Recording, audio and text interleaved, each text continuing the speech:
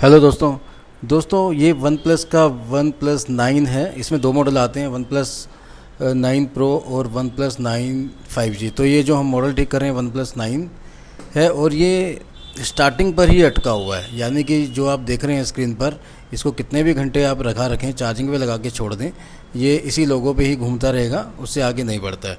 तो इस कंडीशन में इसकी CPU को उतार कर रिबोल करना पड़ेगा हमें। और इसकी जो CPU है उसका साइज़ थोड़ा बड़ा है बाकी आईसीओ से, और जो रैम है वो भी नए टाइप की रैम इसमें लगी हुई है, जैसे एक पोको X3 या फिर वन प्लस 7 प्रो या वन प्लस 7T। कुछ काफ़ी सारे ऐसे मॉडल हैं जिसमें जो रैम आती थी वो अलग डिज़ाइन में होती थी, इसकी थोड़ी सी अब चेंज आने लगी है। तो आजकल के जो नए लेटेस्ट फ़ोन जितने भी आ रहे हैं 5G, तो सब में इसी तरह की रैम लग कर आ रही है, अगर फ़ोन में डबल डेकर आईसी है तो फ्रेंड्स, आईसी को उतारने से पहले इस फ़ोन में आईसी के चारों तरफ काफ़ी सारे छोटे कंपोनेंट्स लगे हुए हैं, और सारे जो आईसी को सील्ड करने के लिए पेस्ट लगाई जाती है उससे कवर्ड भी हैं। साथ ही साथ इस फ़ोन में इस आईसी के चारों तरफ छोटी छोटी कुछ और आईसीयाँ भी लगी हुई हैं जो कि वो भी सील्ड हैं।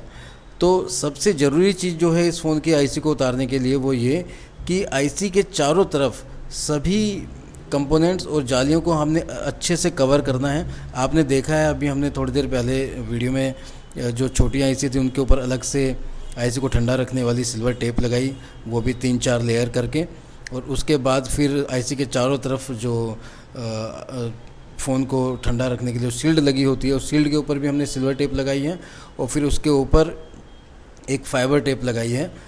तो इस फ़ोन में CPU उतारने के लिए जो पहला जो सबसे ज़रूरी जो कंडीशन है वो ये है कि आपने आसपास के अगर कोई ऐसी आईसियाँ हैं, जितनी भी ऐसी आईसियाँ आपको दिखती हैं जो सील्ड हैं, उनको कवर कर लेना है, और साथ में आईसी के चारों तरफ से भी अच्छे से कवर कर लेना है।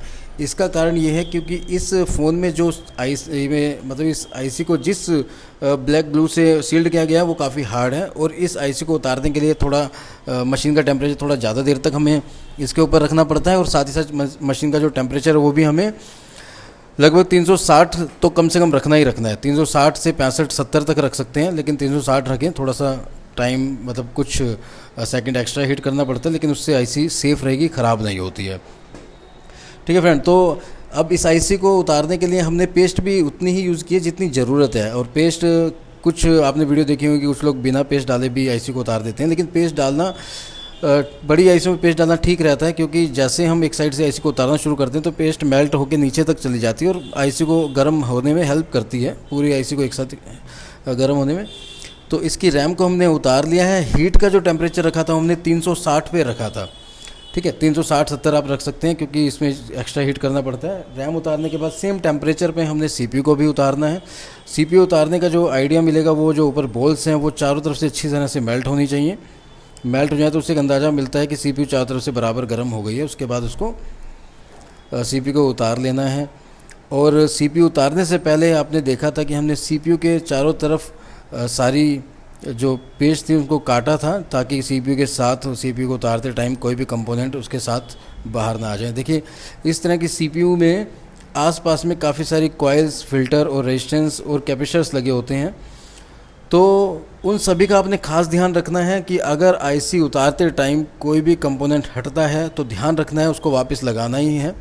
ठीक है, क्योंकि कुछ ऐसे कैपेसिटर होते हैं जिनको हटाने के बाद या उन कैपेसिटर को भी लगाना ज़रूरी होता है। वैसे ज़्यादातर आपने देखा होगा कि पूरे मदरबोर्ड में से अगर हम कैपेसिटर्स को हटा देते हैं या निकाल देते हैं 1-2 कैपेसिटर, तो होता क्या है कि 90% फ़ोन में कोई प्रॉब्लम नहीं आती, लेकिन रेजिस्टेंस या कॉइल अगर हम किसी फ़ोन से हमसे निकल जाए या हम हटा दें तो कोई ना कोई फॉल्ट फ़ोन में ज़रूर आएगा। या तो फ़ोन डेड पड़ जाएगा, या कॉइल से अगर या रेजिस्टेंस से अगर कोई सप्लाई कैमरे में जा रही है तो कैमरा बंद हो जाएगा, नेटवर्क सेक्शन में जा रही है तो नेटवर्क काम करना बंद कर जाएगा, रिंगर, घंटी वंटी, मतलब कुछ भी फॉल्ट आ सकता है अगर हम कोई सी फ़ोन की कॉइल या रेजिस्टेंस को हटाते हैं। तो कॉइल और रेजिस्टेंस का तो खास ध्यान रखना ही रखना होता है। लेकिन इस तरह के फ़ोन में अगर कोई कैपेसिटर भी आपसे हटता है तो अगर गुम भी हो जाए तो सेम साइज़ का आपने उतार कर लगाना है।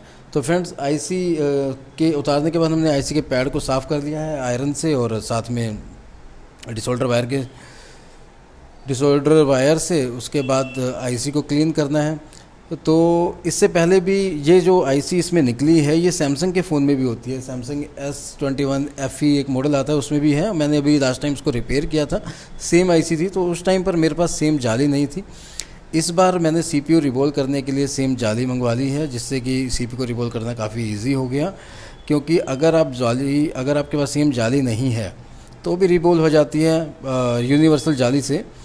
लेकिन करना क्या पड़ता है हमें, यूनिवर्सल जाली में रिवॉल्व करने के लिए जो आप कैपेसिटर देख रहे हैं आईसी के ऊपर, इन सभी कैपेसिटर्स को उतार के निकाल के रखना होता है संभाल के एक साइड पर, उसमें भी टाइम लगता है। और उसके बाद रिवॉल्व करने से पहले जो कैपेसिटर्स जो आप देख रहे हैं इनके जो प्रिंट हैं, सभी प्रिंट को मास्किंग ग्लू से कवर करके सुखाना होता है, ताकि रिवॉल्व करते टाइम इस पर बॉल बेल्ट होकर चिपके ना, या फिर आईसी जो है ठीक से नहीं बनेगी अगर हम ऐसा नहीं करेंगे। तो फिर आईसी रिवॉल्व करने के बाद सभी कैपेसिटर पे से मास्किंग ग्लू को स्क्रैच करके निकालना होता है, फिर बारी बारी सभी कैपेसिटर को वापस लगाना होता है। तो इस काम में काफ़ी टाइम वेस्ट होता है, कम से कम आपका पौना घंटा 1 घंटा वेस्ट हो जाएगा। तो अगर सेम जाली है तो आपका बहुत टाइम बचता है, यानी कि जो काम आप पौने 1 घंटे में कर पा रहे हैं, या मैंने भी पहले किया है, काफ़ी टाइम लगता है, वो काम आपका 10-12 मिनट में ही कंप्लीट हो जाएगा। तो आईसी को रिवॉल्व कर लिया, आईसी को साफ़ कर लिया है, ब्लैक पेस्ट उतार दी है, रैम को भी साफ़ कर रहे हैं अब हम। और रैम को साफ़ करने के बाद या किसी भी पेस्टेड आईसी को साफ़ करने के बाद तो हमारे पास सेम जाली है जिससे हम इसको रिवॉल्व कर रहे हैं, एक ही बार में काफ़ी अच्छी तरीके से रिवॉल्व हो गई है।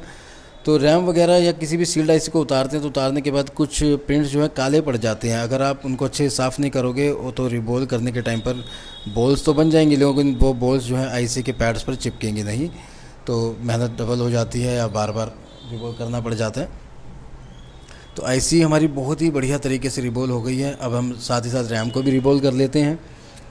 ठीक है, रैम को रिवॉल्व करना थोड़ा क्या काफ़ी इजी है। इस तरह की जितनी भी रैम आती हैं बीच में जिसमें प्रिंट्स नहीं होते, चारों तरफ ही प्रिंट होते हैं, तो इस तरह की रैम सबसे पहले सैमसंग के फ़ोन्स में आनी शुरू हुई थी, डबल डेकर वाले जो फ़ोन थे। और अभी तक के जितने भी डबल डेकर वाले फ़ोन आते हैं, सबसे मुश्किल जो फ़ोन हुआ करते थे रिपेयरिंग करने के लिए, मतलब जबकि स्टार्टिंग के टाइम पर वो सैमसंग के ही होते थे। Samsung A50, M20, M30, M30s, काफ़ी सारे मॉडल हैं। क्योंकि उसमें क्या होता है, CPU के ऊपर होल्स बने होते हैं, तो उन होल्स को रिवॉल्व करना होता है, फिर आईसी को, दोनों आईसी को, फिर CPU को नीचे से रिवॉल्व करो, फिर रैम को रिवॉल्व करो। तो इसमें क्या है, CPU को नीचे से रिवॉल्व करना है और रैम को ऊपर से रिवॉल्व करना है, और ईजिली रिवॉल्व भी हो जाती है। तो हमारी दोनों आईसियाँ रिवॉल्व हो गई हैं बढ़िया से। अब बारी है आईसी को लगाने की।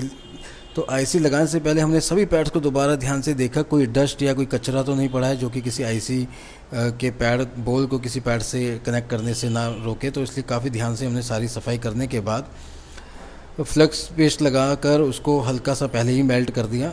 मेल्ट करने से एक फ़ायदा ये होता है कि अगर बिना मेल्ट करे आईसी रखेंगे उसके ऊपर, जैसे हीट करेंगे तो उसमें बबल्स बनते हैं, तो उसकी वजह से आईसी जो है अपसेट हो सकती है, यानी कि टेढ़ी मेढ़ी लग सकती है, मेहनत ख़राब हो जाएगी, दोबारा रिवॉल्व करनी पड़ेगी।